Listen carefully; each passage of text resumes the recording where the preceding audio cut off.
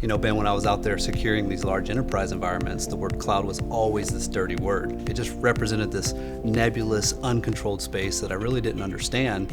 And I think a lot of IT leaders feel the same way, but they really don't have to, because cloud's come a long ways. It really has.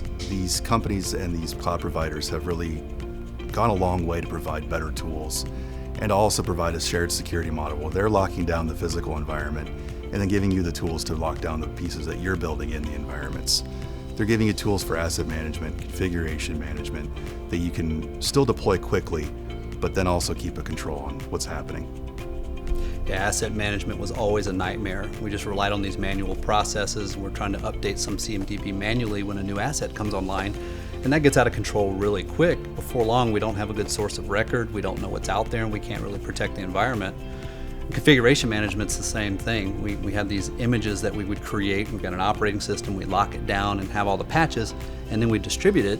And before long, when we try to make a change to it, we don't get that change to all the distributed copies. And we end up rolling out systems that are just vulnerable and going backwards, making the network more vulnerable.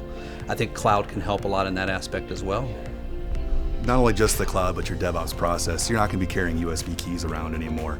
You're building these images in a pipeline and you're locking them down once and then providing a configuration template to your teams to use over and over again. So you've configured what you need to have for security once, and then you're reusing it and making sure that you're deploying a secure system. The cloud providers are also giving you reporting tools and scanning tools that can help you ensure that you're staying compliant as you're using the environments. Yeah, and it's just going to get better and better. You know, every day the cloud, there's something new with security that comes out in the cloud, and it's just going to continue to go that direction. Absolutely. Everybody keeps pushing forward, and security is definitely in the front of everybody's mindset these days.